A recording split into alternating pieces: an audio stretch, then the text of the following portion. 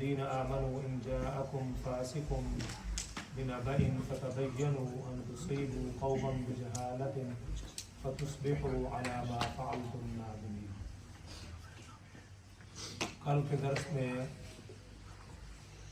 یہ بیان کیا تھا کہ اللہ رب العزت نے سورۃ الحجرات کے اندر رسالت مآب صلی اللہ علیہ وسلم کے متعلق ہمارا کیا رویہ اور کیا عقیدہ ہونا چاہیے، اور آپ کی تعظیم، آپ کا ادب و احترام اور آپ کی ناموس جو ہے وہ سب سے زیادہ مقدم ہے۔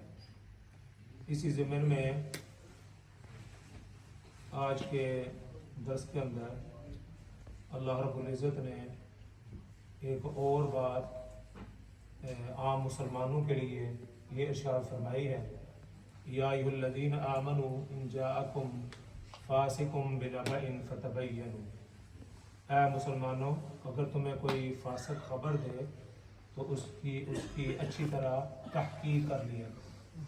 یعنی آپ کے پاس کوئی خبر پہنچے، جس طرح آج کل کا دور ہے اور یہ فیک نیوز کا بہت زیادہ چرچا ہے، بہت ساری فیک نیوز کی وجہ سے بہت سارے معاملات ملکوں کے، خاندانوں کے وہ خراب ہو جاتے ہیں۔ کسی نے آپ کو خبر دی کہ فلاں یہ ہو گیا، حالانکہ وہ خبر فیک ہوتی ہے، وہ جھوٹ ہوتی ہے، اور اس کا آج کل بہت زیادہ چرچا ہے۔ ٹی وی جو اور میڈیا ہے، سوشل میڈیا ہے، وہ اپنی ریٹنگ کے لیے وہ جھوٹی خبریں پھیلاتے رہتے ہیں۔ اس سے معاشرے کو نقصان ہوتا ہے، افراد کو نقصان ہوتا ہے، قوموں کو نقصان ہوتا ہے۔ تو یہ آج سے 1400 سال پہلے اسی طرح کی ایک خبر جب پھیلی تو اللہ رب العزت نے قرآن حکیم کے اندر اس کی مذمت کی اور اس کو تدارک فرمایا۔ کہا جاتا ہے کہ حضرت ولید بن عقبہ، ان کو رسالت مآب صلی اللہ علیہ وسلم نے بنو مستلق ایک قبیلہ ہے، اس کے پاس زکوٰۃ کی وصولی کے لیے بھیجا۔ تو یہ صحابی رسول ہیں، ان کو جب بھیجا تو وہ یہ جب ان کے بستی کے قریب پہنچے تو وہ بستی والے ان کے استقبال کے لیے اپنے گھروں سے باہر آ گئے۔ جب باہر آئے تو ان کو کسی آدمی نے کہا کہ آپ کا اس قبیلے کے ساتھ چونکہ ایک لڑائی والا معاملہ تھا تو ان کی پرانی عصبیت شاید جا گئی ہے، تو وہ آپ کے ساتھ لڑائی کے لیے باہر آئے ہیں، تو نہ انہوں نے آپ کو زکوٰۃ دینی ہے اور بلکہ الٹا آپ کے ساتھ وہ لڑائی کریں گے۔ تو کسی آدمی نے یہ بات پھیلا دی، تو حضرت ولید بن عقبہ رضی اللہ تعالیٰ عنہ جو صحابی رسول ہے وہ واپس مدینہ تشریف لے آئے اور آ کر رسول اللہ صلی اللہ علیہ وسلم کی خدمت کرتا کہا، یا رسول اللہ صلی اللہ علیہ وسلم میں گیا تھا تو انہوں نے زکوٰۃ دینے سے انکار کر دیا، حالانکہ ایسی کوئی بات نہیں تھی، لیکن ایک آدمی نے غلط بات بتلائی اور انہوں نے بغیر تحقیق کے وہاں سے واپس آ گئے اور رسول اللہ صلی اللہ علیہ وسلم کو آ کر بتلایا کہ یہ معاملہ ہے۔ تو رسول اللہ صلی اللہ علیہ وسلم نے حضرت خالد بن ابن ولید رضی اللہ عنہ کو بھیجا اور ایک لشکر لے کر، اور کہا کہ جاؤ سب سے پہلے تحقیق کرو، اور اس کے بعد اگر واقعی انہوں نے زکوٰۃ دینے سے انکار کر دیا تو ان کے ساتھ جہاد کرو، کیونکہ یہ زکوٰۃ جو ہے یہ فرائض اسلام میں سے ہے، اور یہ پہلے زکوٰۃ کا جس طرح ہمارا آج کا سسٹم ہے کہ ہم خود ہی کسی کو زکوٰۃ دے دیتے ہیں، یہ اصل میں یہ حکومت کا کام تھا کہ وہ لوگوں سے زکوٰۃ وصول کرے، اور اس کے بعد جو مدینہ کے سٹی کے محلے کے جو غریب غرباء ہو ان تک وہ زکوٰۃ پہنچائے، جو اصل طریقہ تھا۔ تو حضرت خالد بن ولید رضی اللہ تعالیٰ عنہ نے تحقیق کی اور کہا یا رسول اللہ ایسی کوئی بات نہیں تھی۔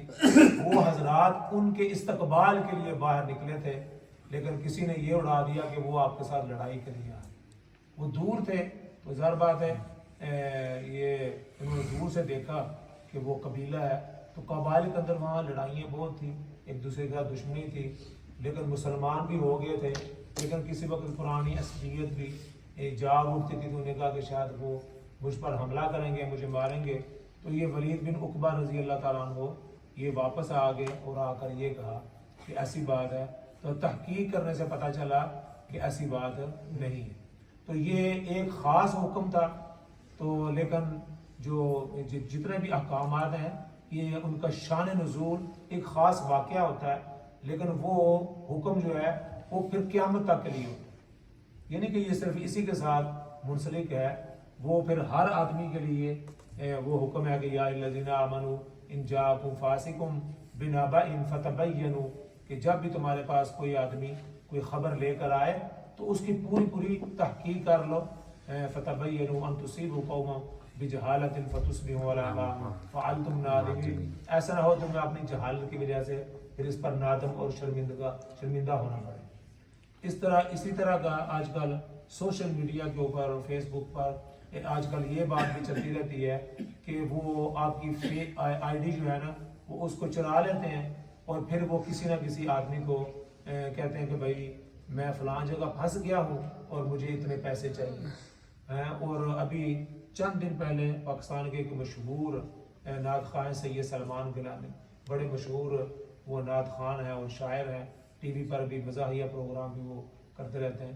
وہ کہتے ہیں کہ ان کی آئی ڈی جو ہے کسی نے چرا لی اور وہ اس نے کہا کہ میں مکہ میں ہوں اور یہ بھی مکہ میں تھے. تو ان کی وہ آئی ڈی چرا کر تو انہوں نے کسی آدمی کو کہا کہ مجھے یار وہ لکھا کہ مجھے اس وقت جو ہے نا 4 لاکھ روپیہ چاہیے اور میں بڑی مشکل میں ہوں، تو فوری طور پر یہ میرا اکاؤنٹ ہے اس کے اندر جو ہے وہ میرے پیسے ڈالیں. تو ایک اس کا جو قریبی دوست تھا اس نے کہا کہ گیلانی صاحب پتہ نہیں بڑی مشکل میں ہے، 4 لاکھ روپیہ اس نے اس کے اندر ڈال دی. تو انہوں نے ابھی چند دن پہلے وہ اپنی ویڈیو بھی چڑھائی کہ میں نے ایسی کوئی بات کہی نہیں، لیکن وہ بات فون پر نہیں کرتے. وہ آپ کو نا وہ کہیں گے میں ایسے کوئی بات نہیں کر سکتا، صرف میں آپ کو لکھ کر بتا سکتا ہوں تو یہ میرا اکاؤنٹ ہے اور میرا معاملہ کوئی گڑبڑ ہو گیا ہے تو پلیز ایسے کریں کہ مجھے اتنے پیسے چاہیے. ابھی 2 دن پہلے میری بھی کسی نے آئی ڈی ایسے چرا کر کسی سے کہا کہ میں جو ہے نا مولوی صاحب جو ہے پیسے مانگ رہے ہیں. تو پھر میں نے وہ اس پر لکھا کہ میں نے کہا میں نے ایسی کوئی کئی آدمی مجھے واپس کہا کہ آپ کی آئی ڈی سے کوئی آدمی آپ کو پیسے مانگ رہے ہیں. تو اب آپ لوگوں کو ہوشیار ہو جانا چاہیے کہ اس طرح کی باتیں ہو رہی ہیں. جب تک پوری تحقیق نہ کر لیں کسی پر کوئی اعتبار نہ کریں، کیونکہ آج کل یہ دجالی میڈیا ہے، فراڈ ہے، فریب ہے، جھوٹ ہے. اور کسی کو کہا کہ فلاں آدمی فوت ہو گیا ہے حالانکہ وہ کچھ بھی نہیں ہوتا. وہ پھر وہ دوسرے اس کو کہنا پڑتا ہے بھائی میں زندہ ہوں. اعلیٰ مولانا محمد بقی حجازی صاحب جو سعودی عرب میں ہوتے ہیں درس قرآن دیتے ہیں، ان کے بارے میں کئی لوگ وہ فوت ہو چکے ہیں.